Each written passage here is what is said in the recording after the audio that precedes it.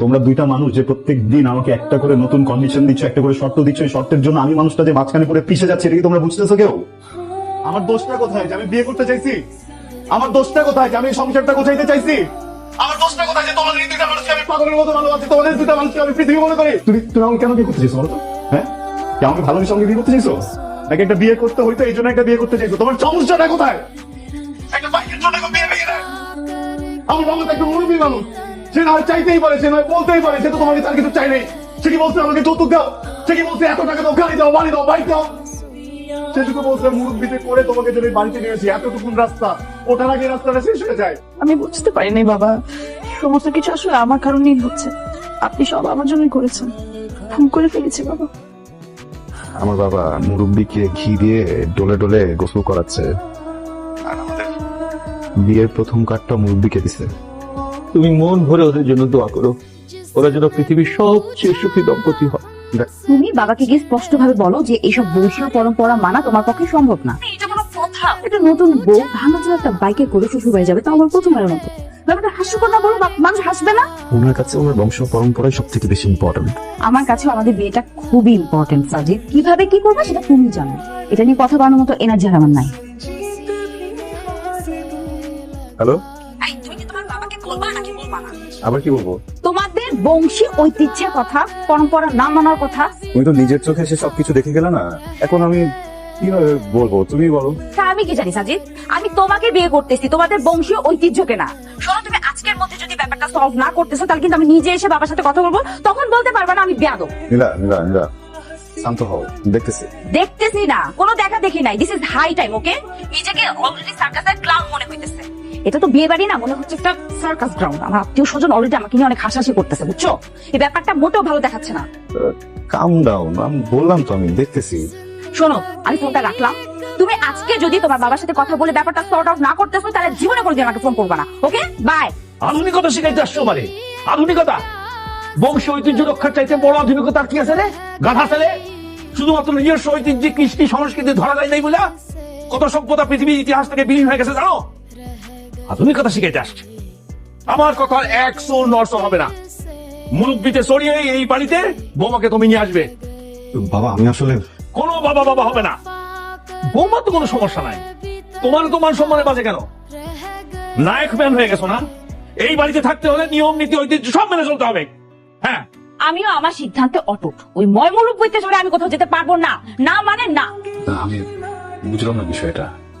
বাবা একদিকে তার বংশীয় মর্যাদা, ঐতিহ্য, পরম্পরা সব নিয়ে পড়ে আছে, তুমি একদিকে তোমার জেদ নিয়ে পড়ে আছো। আমি মানুষটা কি করবো বলতো? হ্যাঁ, তোমরা দুইটা মানুষ যে প্রত্যেক দিন আমাকে একটা করে নতুন কন্ডিশন দিচ্ছ, একটা করে শর্ত দিচ্ছ, এই শর্তের জন্য আমি মানুষটা যে মাঝখানে পড়ে পিছে যাচ্ছে, এটা কি তোমরা বুঝতেছো কেউ? আমার দোষটা কোথায় যে আমি বিয়ে করতে চাইছি? আমার দোষটা কোথায় যে আমি এই সংসারটা গোছাইতে চাইছি? আমার দোষটা কোথায় যে তোমাদের এই দুইটা মানুষকে আমি পাগলের মতো ভালোবাসি, তোমাদের দুইটা মানুষকে আমি পৃথিবী মনে করি? আমি কি করবো? আমি আমি আমি বুঝতেছি না নীলা। সবাই যদি যে যে নেমে চলে যাবো, আমি আমি মানুষটা যাবো কোথায়? জাহান্নামে চৌরাস্তায় যাও। Listen, this is clear and loud. এটা যদি স্বাভাবিকভাবে হয় তাহলে হবে, আমাদের বিয়ের দরকারই নাই। শোনো, আমি আমার আত্মীয় স্বজন বন্ধু বান্ধব এদের কাছে হাসি পাঠা হইতে পারবো না, বুঝছো? তুমি বিয়ে ভেঙে দিতে যাচ্ছ? আমি বুঝি না কি তুমি এই বিয়েটা ভেঙে দিতে যাচ্ছ কেন? হ্যাঁ, মুরব্বিতে চড়তে হবে যদি বিয়েটা ভেঙে দিতে যাচ্ছ? তুমি তুমি তুমি আমাকে কেন বিয়ে করতে চাইছো বলো তো? হ্যাঁ, কি আমাকে ভালোবেসে আমাকে বিয়ে করতে চাইছো, নাকি একটা বিয়ে করতে হইতো এই জন্য একটা বিয়ে করতে চাইছো? তোমার সমস্যাটা কোথায়? একটা বাইকের জন্য বিয়ে ভেঙে দেয়। আমার বাবা তো একটা মুরব্বী মানুষ, সে নয় চাইতেই পারে, সে নয় বলতেই পারে, সে তো তোমাকে তার কিছু চাই নেই। সে কি বলছে আমাকে যৌতুক দাও, সে কি বলছে এত টাকা দাও, গাড়ি দাও, বাড়ি দাও, বাইক দাও? সে শুধু বলছে মুরব্বিতে করে তোমাকে যদি বাড়িতে নিয়েছি, এতটুকুন রাস্তা ওঠার আগে রাস্তাটা শেষ হয়ে যায়। আমার বাবার জায়গায় যদি তোমার বাবা একই কথা বলতো, আমি যদি এরকম ব্যবহার করতাম, তোমার কেমন লাগতো আমার একটু বলো তো? আমি তো এরকম না যে আমি চেষ্টা করি নাই। আমি চেষ্টা করছি, টিপু চেষ্টা করছে, বাবা রাজি হয়নি। এখন আমি কি করবো বলো তো? আমার বাবার সাথে কিন্তু বেয়াদবি করবো এখন? তুমি বলো আমাকে, আমি নিজের বিয়ের জন্য কি বাবাকে কষ্ট দিব? কেন বুঝতেছো না? একজন বয়স্ক মানুষ, একটু ছাড় দাও না প্লিজ।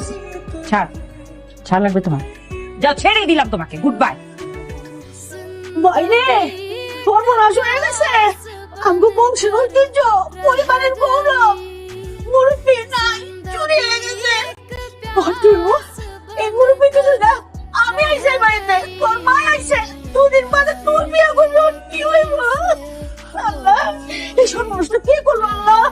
কিভাবে চুরি হলো?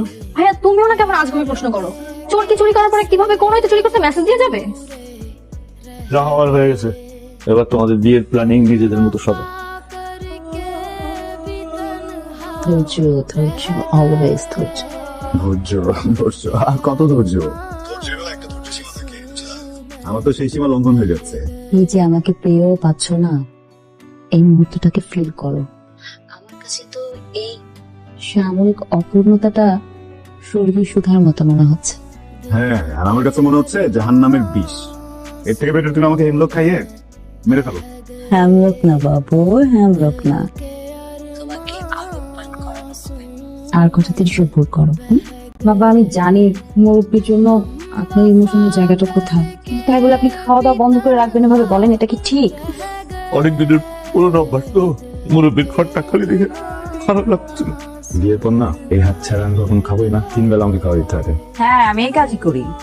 বিয়ের পরে বাড়িতে সারাদিন সবার মুখে তুলে তুলে তুলে তুলে খাওয়াই দিই, তাই না? সবসময় যদি ওদিকে দিয়ে দাও আমরা প্রেম করবো তো। তুমি তো বলছিলে যে বিয়ের আগেই সব প্রেম করে ফেলতো। বিয়ের পরের প্রেমটা হবে অন্য রকম, অন্য অনুভূতি। শ্রদ্ধেয় মুরব্বী, আমাকে ক্ষমা করবেন। একজন বাবার কাছে তার সন্তানের সুখের চেয়ে বড় কিছু হতে পারে না। তাই সন্তানের সুন্দর ভবিষ্যতের দিকে তাকিয়ে আপনাকে বিসর্জন দিলেন। এই আধুনিক যুগে বংশীয় ঐতিহ্য অর্জনের চেয়ে টিকিয়ে রাখা দুষ্কর। আপনি ওদের উপর মন খারাপ করবেন না, দোয়া করবেন যেন ওরা চিরসুখী হয়। এরকম একটা পুরনো স্মৃতি বা রীতির জন্য একটা মানুষের কতটা ইমোশন থাকতে পারে ভাবা যায়?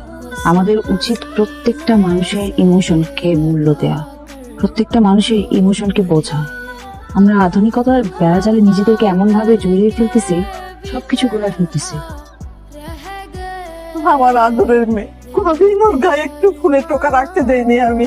আজকে থেকে আমার মেয়েটা, আপনি বাবা, আপনি মা, আপনি ওদের অভিভাবক। ওঠো বৌমা, ওঠ মা, কি হলো? ওঠ। ওঠো বৌমা।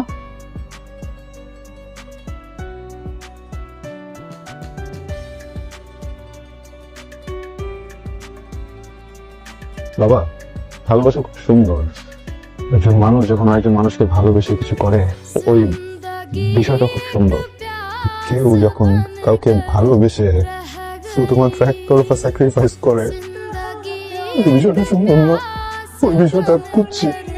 তুমি একটাবার ভাবো নাই, ছেলে যখন জানতে পারবে তার বিয়ের জন্য, তার সুখের জন্য তারই বাবা নিজের জীবনের সব থেকে আনন্দের জায়গাটাকে স্যাক্রিফাইস করে দেবে, সেটি শান্তিতে ওই সংসারটা করতে। আরে বাবা না, মুরব্বী, আমাদের পরিবারের ঐতিহ্য আমার কাছে অনেক গুরুত্বপূর্ণ। বৌমা তো তোর কাছে অনেক বেশি গুরুত্বপূর্ণ। যখন বুঝলাম যে আমার জিদের কারণে বৌমাকে হারাবি, তুই তোর ভালোবাসাকে হারাবি, শূন্য হয়ে যাবি, তখন আমি সহ্য করতে পারিনি।